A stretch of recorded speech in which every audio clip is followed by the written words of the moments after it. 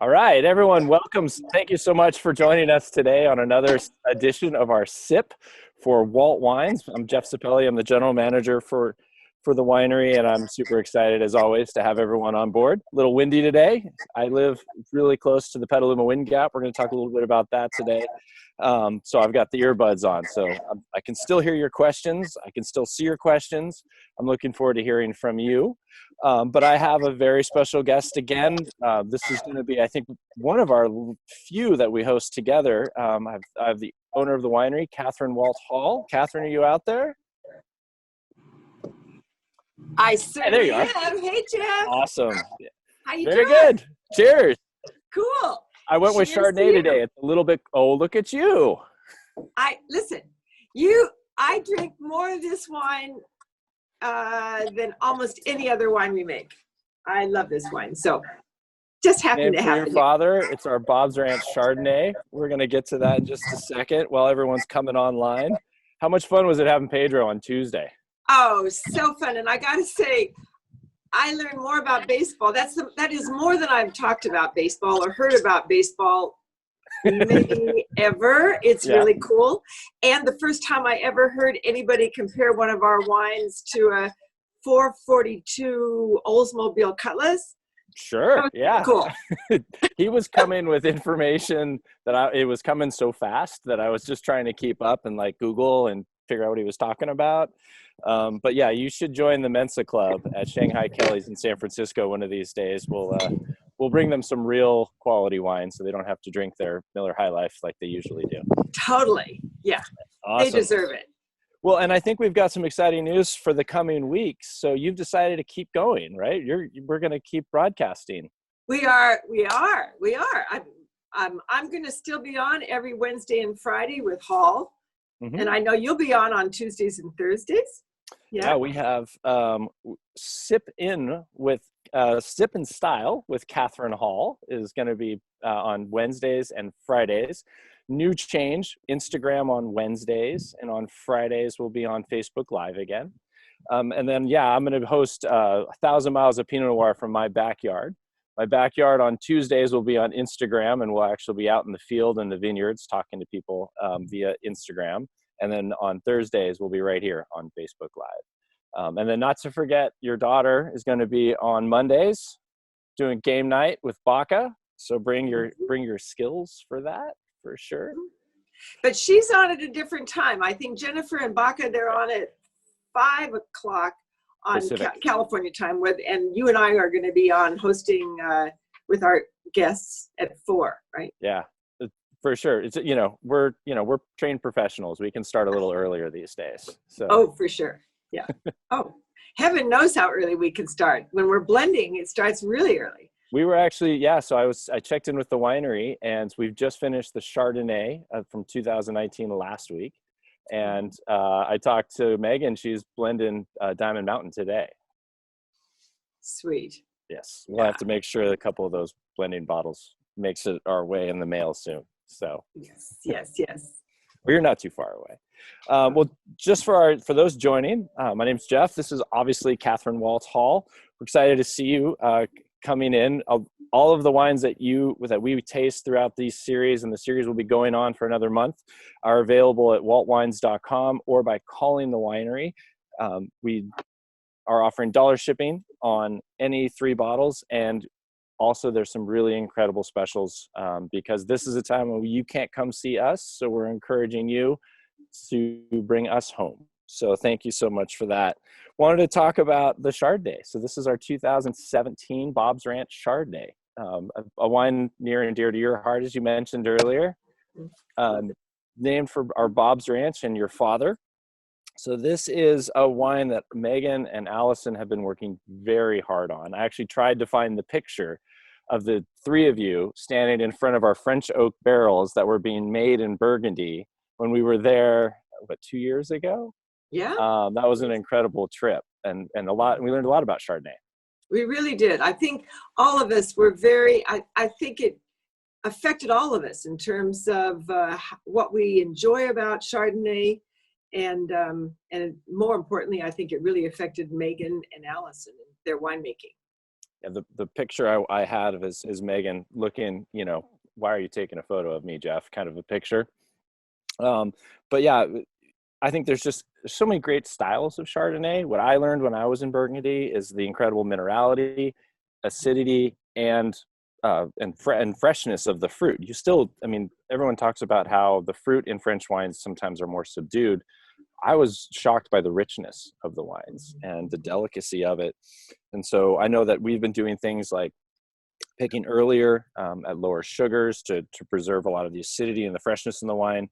We're still believe in very traditional oak fermented Chardonnay. So we use 100% Francois Ferrer French oak, full malolactic fermentation. So that's a difficult concept, I think, for a lot of people to understand, but that's basically where the acidity in the wine goes from being more racing and harsh to a more softer milk style of acid. And then obviously we're just starting to use concrete tanks. So thank you. I know that was a passion for them and for you as well. And obviously we're going to stir the tanks less. So we're going to stir the barrels less as they're aging so that we preserve the freshness and we can deliver those wines to you unfined and unfiltered. But flavor wise, how does this wine hit you on the palate? Oh, I think, well, I love it. And I think you were talking about the minerality, which is so clear in this wine when you taste it, but it also has this sort of creaminess. You know, you talked about this whole mouth flavor that we saw in the white Burgundies. And then I would say on top of that, I really think that we still in California can add a fruit quality to wine that really the French still cannot, since we're talking about France right now. But I just think there is clearly stone fruit in this. I mean, this sort of orchard fruit taste in here that's just so lovely. So you get this lovely minerality and creaminess that we like, but also the quality of the fruit, I think, makes it really special. Yeah, that was excellent. So you have spent some time. We have questions coming in from the ether. Thank you, Facebook. So does everyone always agree when we're blending wines about how these wines should be made? You've sat on these blendings. No, you know that. We Yes, both know that. They don't. It's really fun. And I really think since I'm talking, I'll go first, Jeff, on this. It's so interesting to me. I think that blending wine is one of the few things that is better done by committee. Right. You know, it's just, it is so helpful to have other people's, sort of the input of everybody. What do you see in the wine? What do you like?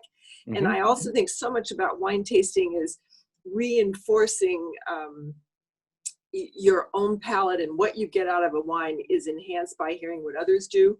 I think that's true if you're just enjoying wine with friends, but I think it's especially important for us in our business to be able to do this as a team. Yeah, it's obviously for me, I'm not the expert.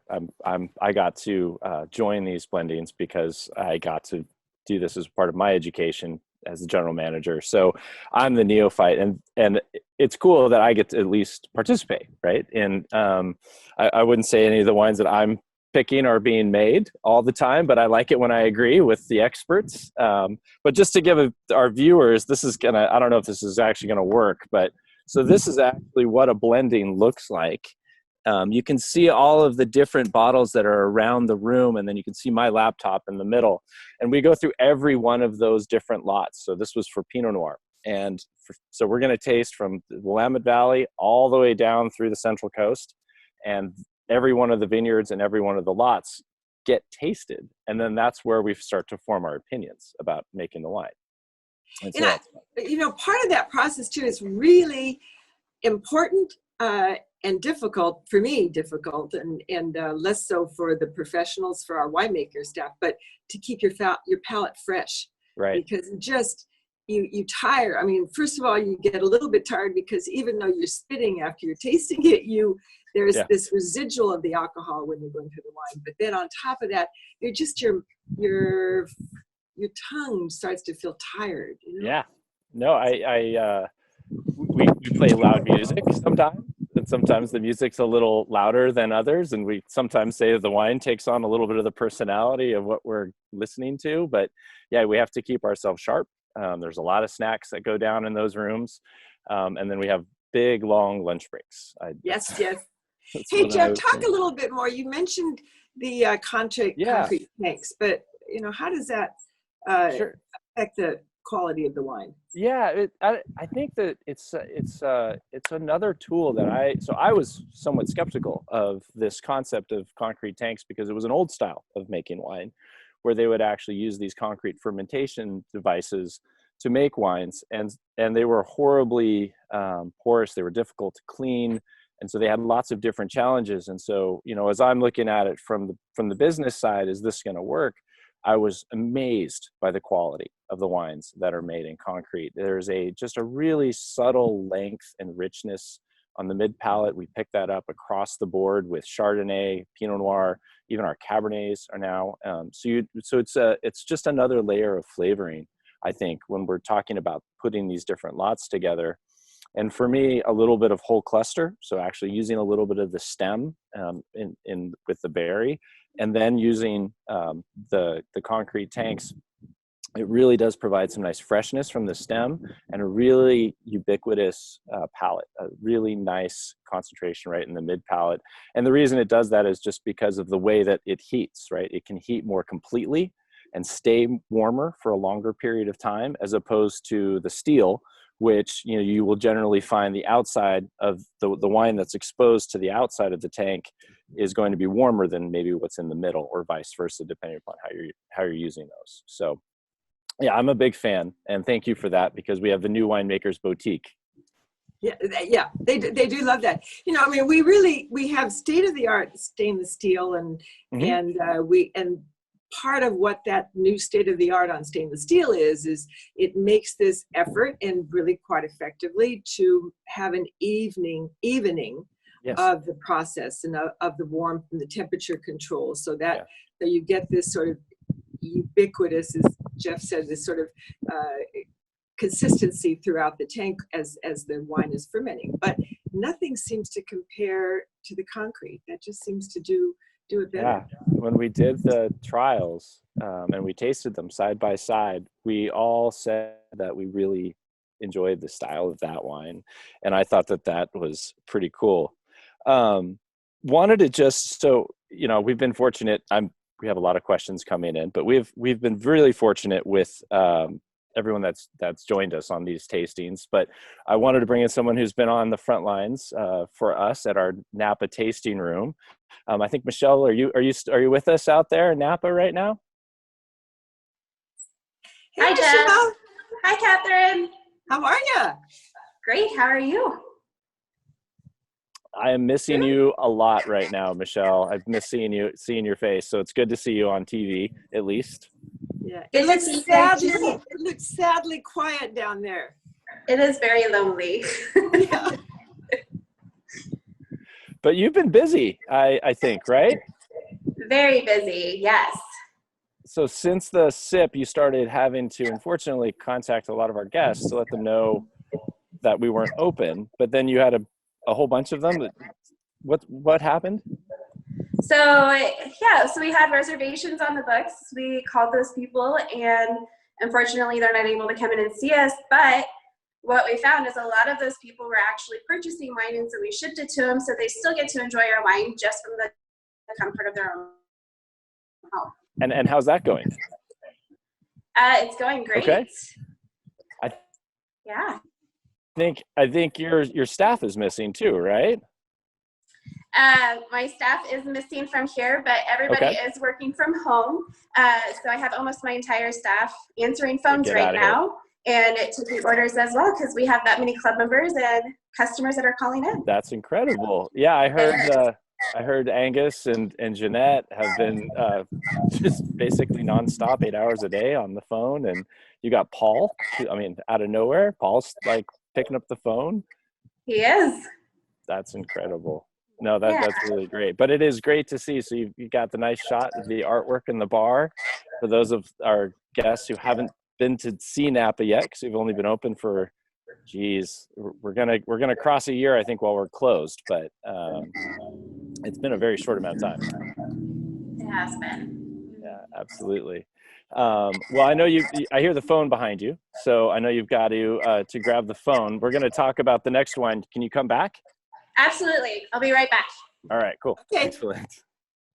So, Oh, she's just out of there. there she goes. It's a good thing though, Jeff. Hey, you know, it's Yeah. okay.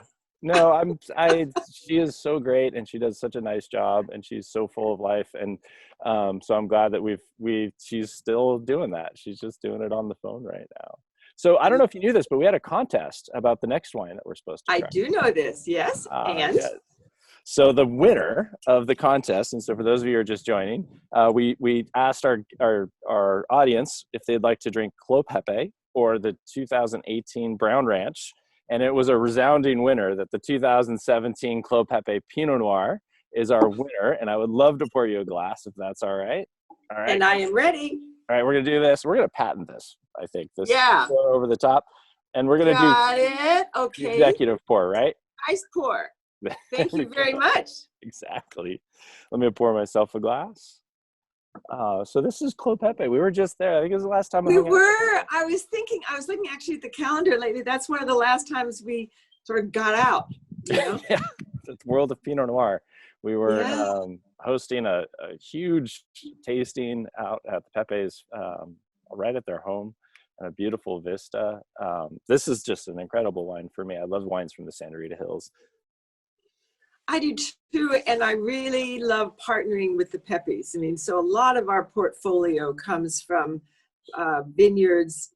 Wines come from vineyards that are owned by partners, and we like partnering with people who appreciate the land like we do, you know. And yeah, and he did an incredible job founding the AVA, the Santa Rita Hills. So this is the only part of the West Coast where the mountain ranges are perpendicular as opposed to being parallel to the ocean. And so what that creates is in an area where you have a very dry, you know, not a lot of rainfall, you have fog and wind that course through the valley from the Pacific coast all the way Highway 101, where you have Cabernet and Syrah and more hardy grapes growing on the eastern side. But this is an area that's also dominated by diatomaceous earth, because as the earth shifted, you had all of that sediment come up from the ocean. And so for me, I get this big racing, nice acidity, a big flush amount of fruit. And then there's this wonderful mouth-watering quality to the diatomaceous earth, the minerality that's in this wine. And that's my marker. yeah, for me, I mean, it's the fruit is dark, it's luscious and dense, but it's also it's wonderful. You know, for me, Clos Pepe is very distinctive, and there's always something about the nose. It's almost like a little funkiness that stands out about this, and maybe it's the earthy quality from the vineyard, but yeah, Megan always talks about this real purity of fruit, and then this unctuousness that kind of comes through in the aromas and on the back of the palate. That Pinot funk, I think they talk about in channels. So one of the questions that, so this is also a wine, by the way, I wanted to point out that where we've used whole cluster in 2018, it also sees some concrete in fermentation. It was actually one of the first trials that we tried was the Clos Pepe in concrete. And we had tried a stainless steel and oak fermentation and concrete. And that's really, I think, where we started to love this wine. And so you'll start to see that more and more in our vintages going forward in 2018, 2019. Which we'll release at the end of 2018 at the end of the year to our wine club members. But yeah, just a really, really amazing glass of wine. And I think, Michelle, how's that phone call going? All set? She's still taking an order. She's still taking an order. That's a good thing, though. Maybe she's booking somebody for the fall, because I think we're going to be open in the fall, right? There you are. Hi. Hey, how'd it go? We hope we're open in the fall. You know? Yeah, we'll be open it was great. To be open. Yeah. No, I think we'll hopefully be open. I know there's no timeline necessarily being delivered, but we are very eager to see the shelter in place, because I miss seeing everyone. I miss, giving we missed everyone you hugs. too. Thank you. So Michelle, aren't you doing these bespoke tastings as well? I mean, not you, but our team is it not? Yes, we are. So you can order wine ahead of time. You can invite whoever you want. We've had people who had friends and family in 3 or 4 different states, and everybody joined in with their own wine, and you actually get to taste with your family still without having to come here, which is really nice. That's fun. Yeah. And people are loving it and having a great time with it. So how do you book one of those? You can go to the website, Okay. and on our website, you can book from there, or you can give us a call, and we can help you out with that as well. And what would that phone number be? That's a great question. I don't have it memorized because I don't call it every day. So the phone number online is 707-933-4440. You can also check us out at waltwines.com. So what do you think of Clos Pepe?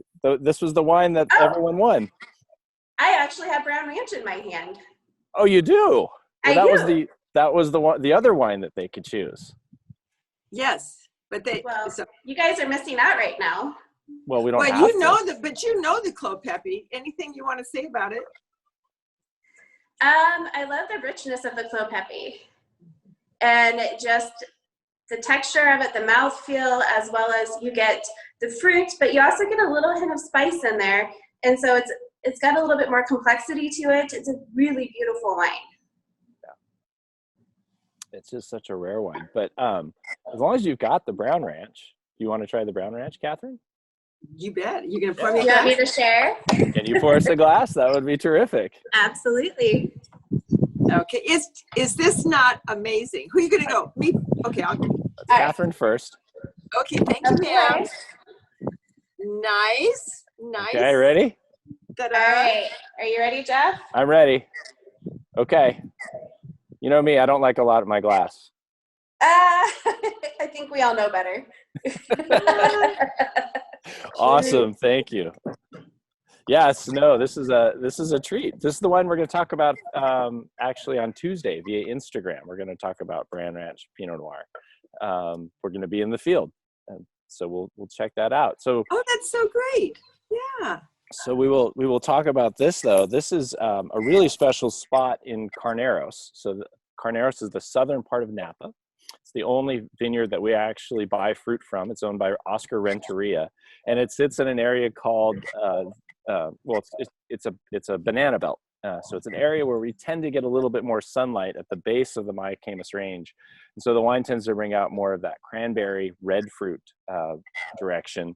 But it also has this, because it has a fair amount of the Pomar clone. It has this kind of old world textural quality that I really enjoy in the wine, and I think that's why we've scored so highly. Is for those people who are interested in Pinot Noir, and specifically from the Carneros region of Napa, this has something of this is a bit of a structural component that you don't often find.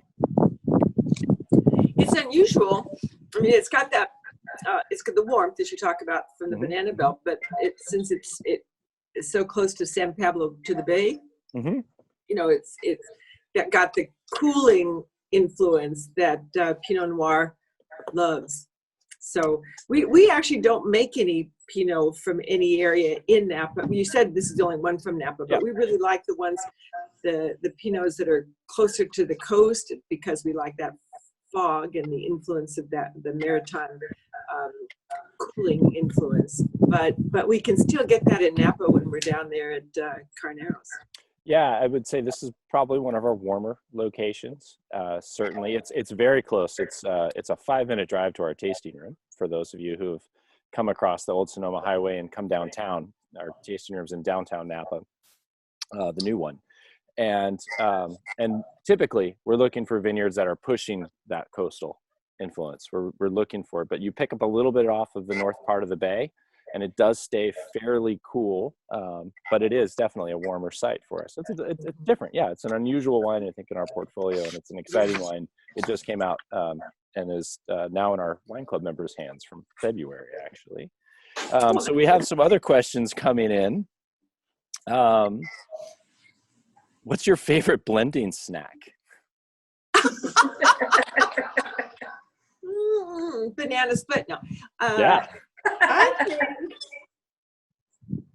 honestly, we're so focused. I mean, for me anyway, it's always just crackers. I mean, I don't want anything to get in the way. It's something to, again, sort of give your palate a little relief, but not mess things up, you know. Yeah, every so often I dive into the Cheez-Its. I really enjoy a Cheez-It, just a little bit of flavor, something, a little salt too.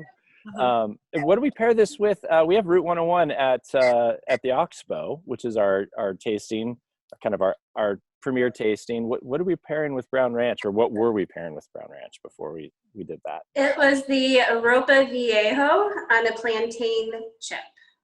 Ropa Viejo. Can you explain what that might be? So it's a shredded beef with the chef's special seasonings. Okay. It's got a raisin puree. It's got a beautiful little olive on top, but it's all on top of this crispy little plantain chip. And so you've got the crunch, you've got the softness from the meat. It's a very textural. The texture of the bite is just amazing, as well as all of the flavors.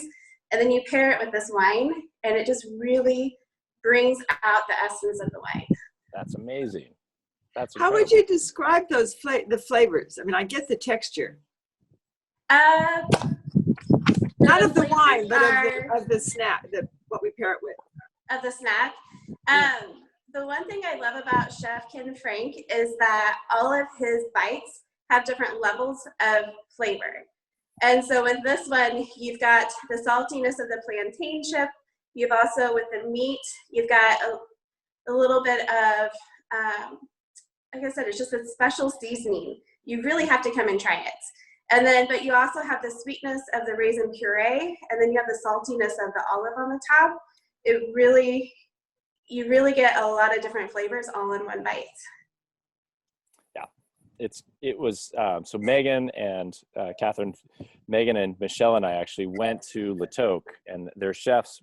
We buy the food from Le Toque and provide it at our tastings, and so we actually got to sit down and like pick, which was kind of weird for me to be telling a Michelin rated chef like what I liked, but incredibly talented, amazing food. So yeah, I can't wait to get open again so we can start snacking in the fridge. So what Napa restaurant? We have more questions. Kathryn, what Napa restaurant are you really missing right now? Let me just say restaurant. I'm restaurant. Missing yeah. But beyond that, I mean, you're talking about wonderful Ken. We love Le Toque. We love the food that comes from Le Toque. Yeah. Let me see. I love so many of our restaurants. Maybe I'll just stop right there. I love Ken's. I was going to say Ken would be at the very top for me. But I miss Scott's Roadside. I mean, I miss having just a hamburger and some sweet potato fries. And but I go there for a takeout. They're one of the restaurants that are doing takeout now. So Craig and I we're actually there about once a week. So terrific. Yeah. I actually had that for lunch today. Sorry, Jeff. Yeah, I'm way over here in Marin, so I don't. There's no hamburger here that I can get. I need a hamburger. I'll just have to make it. It would go awesome with Brown Ranch, by the way. How about movies? What's the last movie you watched? And I guess it's going to have to be from your living room. Yeah. I started a new series last night. And Ken Burns has a documentary on the Roosevelts. It's just, it's quality. I mean, it's well made. And then at the same time, you feel like you're learning something. So, I mean, the Roosevelts were a fascinating family and had actually far more influence on our culture than I realized that they did. I mean, the first half of the 20th century, they absolutely dominated and directed sort of the way our political landscape went. So I've been loving that. How about you? I have been being a good dad. I have not seen I've seen Frozen 2 probably 100 times. That's so good. You are a good dad. So I could probably start the song, but I'm not going to do that to our viewers. So I think we're going to take one more question, and I think the question's got to go back to Burgundy. What was your favorite part of that trip? And Michelle, actually, let me real fast. Michelle just got back from Burgundy, so I'm going to ask you really quickly about your trip, and then Kathryn, I want to ask you about your trip. So it's hard to say what my favorite part was because I loved the entire trip. But we took a class at the Wine School of Burgundy, and she took us out into the vineyards, and then we got to go back and actually taste the wine from those vineyards. And she really brought the region to life, and it was a beautiful experience. That's amazing. That was for your birthday, right? Happy birthday. It was. Happy birthday. Kathryn? You know, for me, I mean, I've already said I think it really had an impact on all of us and how our wines are made. But for me, the best part was just being together as a team. I mean, just, making wine. Our business is so much about the team. And I think that we came together. I mean, for heaven's sakes, we lived in a house together, all of us, for several days. It was just, and made our meals together. We were together for 10 days total when we were all wrapped up. It was 10 days. Yeah. That was my favorite part. Yeah. What about you? I was going to say, well, for me, it was just the opportunity to go there. For me, I had, been studying Pinot Noir my whole life. So it's not my whole life, but in my career. And the memories that I have are just us making food outside at the house, and then just passing bottles around and talking about the different wines. And then, just being able to go into the countryside and share that was great. And I miss our team every day. So I guess we'll just toast to that. Toast to everybody who can hopefully be connected soon. We look forward to seeing you again tomorrow on the Hall Wines Facebook page. And then next week, check us out on Instagram. Thanks, Michelle, for holding the fort down. And good to see you, Kathryn. Great to see you, Jeff. Great to see you, Michelle. Good Cheers, to see you. everybody. Cheers.